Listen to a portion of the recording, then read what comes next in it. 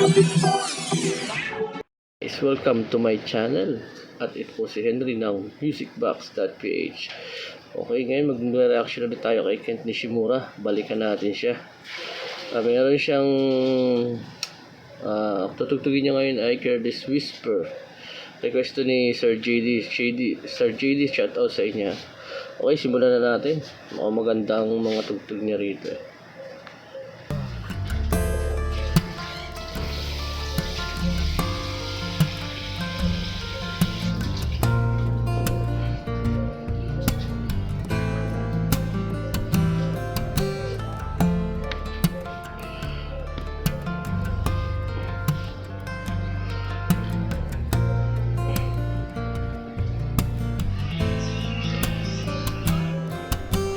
Yun guys, bali intro pa lang talagang nakaka-amaze na siyang tumero. Makikinig nyo kagad yung niya, yung tapping niya, percussion at saka yung harmonic. Napakalupit, sobrang linis pa ng tugtog talaga niya, kaya talagang napakasarap panoodin, pakinggan ng mga ginagawa ni Kent Nishimura dito sa kanyang cover na Careless Whisper. So tuloy natin guys.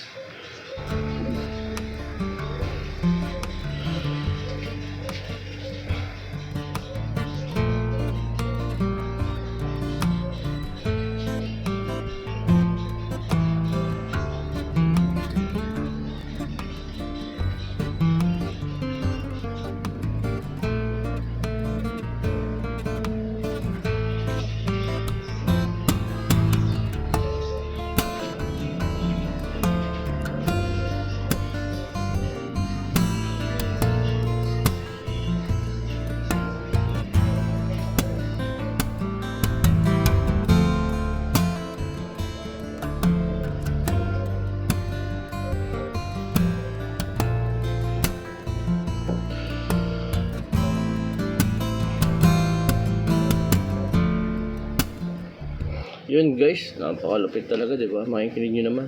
Sa mga hindi nakakakilala kay Kent Nishimura, si Kent Nishimura ay isang Japanese drummer. Yun talaga siya. Finger stylist din talaga siya. Napakalupit mag-solo acoustic nito. Compare nyo kay Songha. Songha hindi pa meron. Hindi ko pa nakikita si Songha yung nagumamit ng percussion. Pero yun, pagdating sa mga melody, magaling din naman si Songha sa mga adlib. Pero to mas malinis pakinggan pagdating kay Kenshin. Kompleto talaga lahat. Para sa akin ewan ko sa inyo. Okay, tuloy natin guys.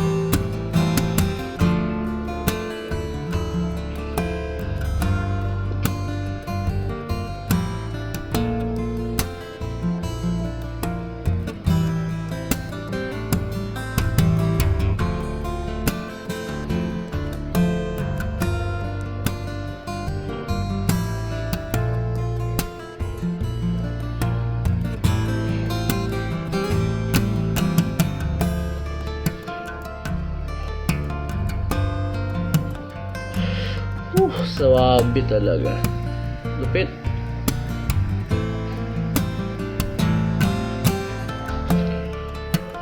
Una pag papakinggan nyo guys yung mga tirada talaga ni Ken. Yung habang nakikinig, yung niya, kalbit niya. Kasama talaga yung habang merong melodic talaga. Napakalupit talaga nito. Kaya isa sa mga hinahanga kong gitarista talaga. So yun guys, tuloy natin.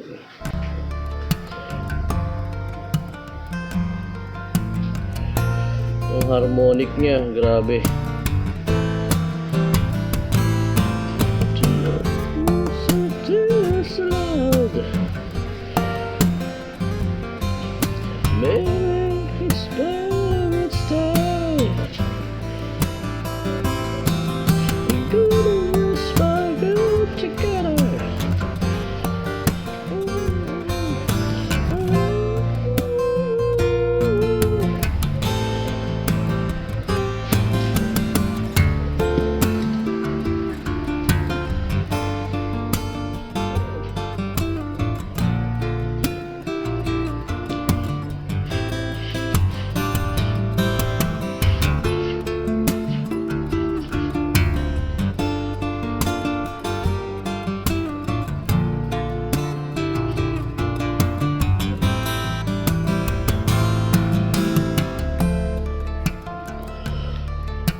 Grabe guys, yung harmonic niya, napakalinis. Linaw na linaw talagang pakinggan. Napakahirap gawin nun. Ako nakakapag finger style ako, pero hindi katulad niya na talagang napakalinis ng tumira. Ako, kung ako ang makakagawa ng ganyan, puro sabit ako sigurado. Pero kaya, melodic lang. Pero yung mga ganong may mga tapping, percussion, wala tayo dyan. Pero pag sa kanya, pag pinapanood ko siya lagi, grabe, talagang ma-amaze ka na kung paano niya ginagawa yung ganong sabay-sabay talaga. Linaw talaga, sarap pakinggan. Complete package ba kung makapakinggan mo. Napaka-details ng mga ginagawa niya.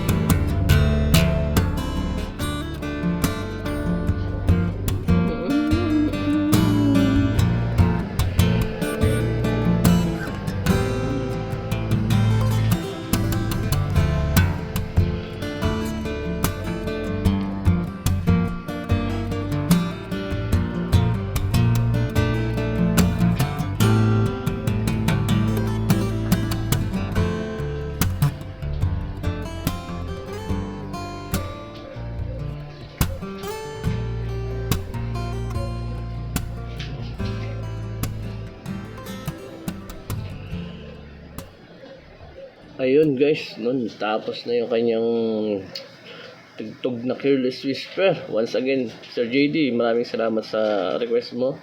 At ito, yun, nareakan ko na yung na-request mo na Careless Whisper na napakalupit din talaga. So yun, ngayon ko lang rin napanood to. Pero kung makapanood ng iba, bisitahin nyo lang yung ni Kent Nishimura, kanyang page, and subscribe nyo din siya. Okay. At syempre, subscribe nyo rin ako, pakishare po ng video para marami pa tayong ma-react ng mga videos na katulad nito. Yun lang po guys, at maraming salamat sa inyong panonood. Thank you so much and goodbye.